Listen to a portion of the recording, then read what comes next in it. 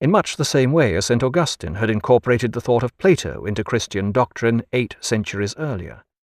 As we have seen, before Aquinas' vast and detailed analysis of Aristotle's ideas and his relation of them to Christian ideas, Christian theology had been coming under increasing pressure from the rediscovery of Greek culture with its emphasis on reason and science.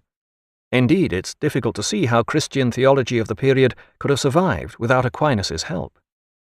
Summa Contra Gentiles is a philosophical work whose purpose is strictly unphilosophical. In it, Aquinas uses philosophical arguments to demonstrate the truth of Christian beliefs. His arguments are aimed at the thoughtful non-Christian. This species was generally held to be extinct in Europe during the period, and whenever such proved not to be the case, vigorous inquisitorial measures were taken to ensure that it did become the case. So who was Aquinas writing for? His imaginary reader is generally reckoned to be an intellectual Arab. After being subjected to hundreds of pages demonstrating the incontrovertible truth of the Christian religion, it is assumed that he has no alternative but to forswear Islam and embrace Christianity.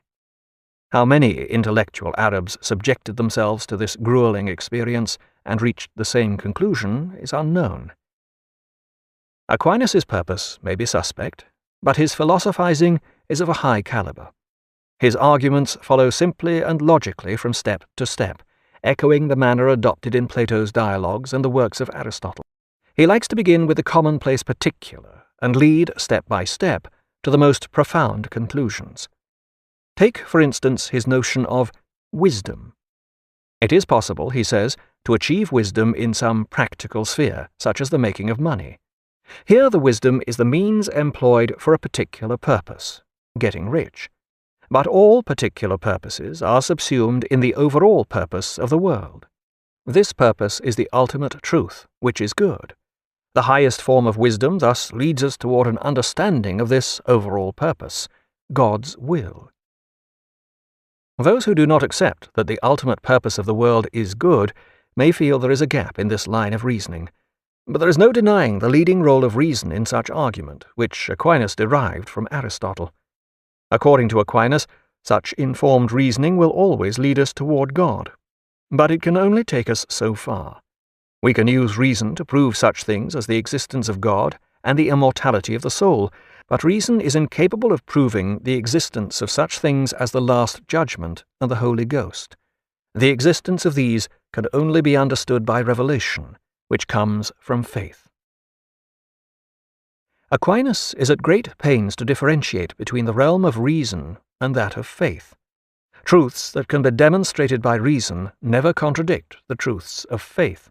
Likewise, the truths of faith, which are discovered by revelation, are always in accord with the truths discovered by reason. Fortunately, most of Summa Contra Gentiles is devoted to the latter, and only when these reasonable arguments reach their conclusion does Aquinas point out how they accord with the truths of faith. Aquinas' classification of reason subtly clears the way for independent scientific investigation, using the methods of Aristotle. At the same time, it stresses how the conclusions drawn from such investigations are bound to agree with the tenets of faith. It gives the appearance of an equal partnership between reason and faith, but this equality is an illusion. The Church had long since made a meal of science, and in doing so it had swallowed Aristotle whole, or at least those bones of his philosophy that had survived the Dark Ages in Western Europe. Aristotle's science was now a part of the faith. The world was made up of earth, air, fire, and water. The earth was the center of the universe, a heavy object dropped to the ground faster than a light object. Aristotle had written that such things were true, so they were true, even when anyone dropping a book and a pen at the same time could immediately see otherwise. The main difficulty for Aquinas' argument arose when Aristotle's reason was applied to the very science he had produced. Here reason and faith did come into conflict. But for the time being, this difficulty was brushed under the carpet, where it would remain for 3 centuries, until the advent of Copernicus and Galileo. Copernicus essentially used mathematical reasoning to demonstrate that the planets circled the sun. Galileo's reliance on experimental method can be seen as an extension of reason into the practical sphere.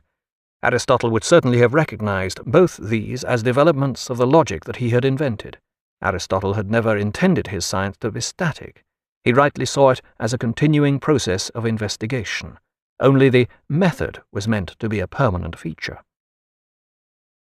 If the Church had only distinguished Aristotle's method, reason, logic, categorization, from his findings, the conflict with science would never have arisen.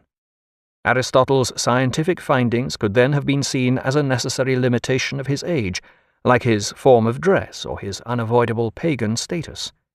This is best illustrated by a conflict that didn't arise.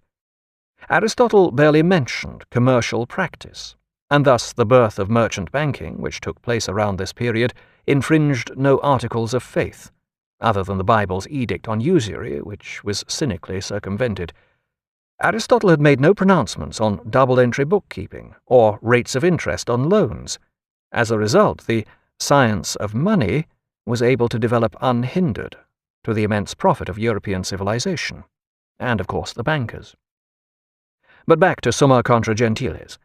Having cleared the ground for reason, Aquinas now set about using it for a fundamental task, proving the existence of God.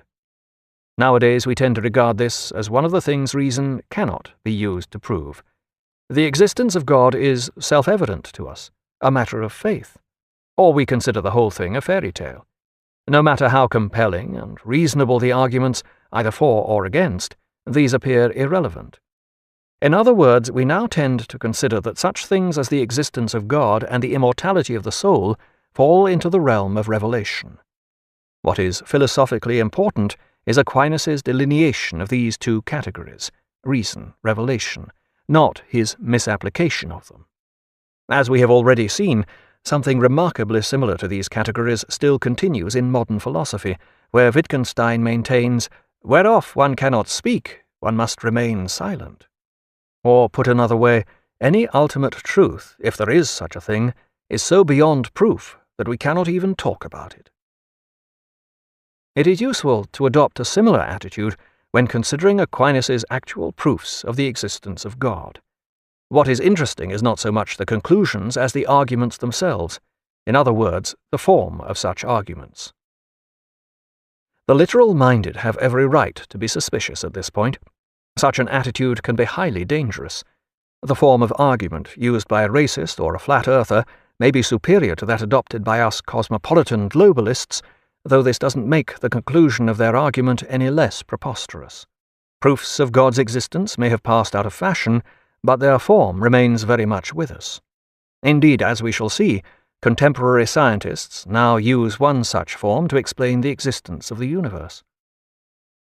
Curiously, Aquinas begins by rejecting what many consider to be the most compelling proof of God's existence, namely the ontological argument, which had been formulated just over a century before Aquinas was born. The man responsible for the ontological argument was St. Anselm, an Italian monk who became Archbishop of Canterbury during the reign of William Rufus. He quarrelled with the king over some chalice covers and was exiled. Later, Henry I recalled him, but they too quarrelled, and Anselm was exiled once more. He was obviously pretty good at arguments, but the ontological argument was far and away his finest. Put very simply, this starts with an assertion with which most people would agree, even if they don't believe in God. It states that the idea of God is the greatest possible idea of which we can conceive. According to Anselm, if this idea doesn't actually exist, there must be an even greater idea exactly like it, which also includes the attribute of existence. Thus, the greatest of all ideas must exist. Otherwise, an even greater idea would be possible. QED. God exists. Aquinas rejected this argument on the grounds that we on earth can only gain a vague conception of the attributes of God. We can never know all of them perfectly. Thus, we cannot prove whether these include existence or not. Despite being rejected by Aquinas, the ontological argument was to have a long and fascinating intellectual pedigree. 4 centuries later it was taken up by Descartes and then adopted in variant forms by both Spinoza and Leibniz. In the following century, Kant was to agree with Aquinas and reckoned he'd destroyed the ontological argument once and for all, but something very similar to it surfaces again in the philosophy of Hegel. Arguments for the existence of God may now be considered redundant, but they were to provide an element of continuity in philosophy long after it had freed itself from the straitjacket of theology, so skillfully tailored for it.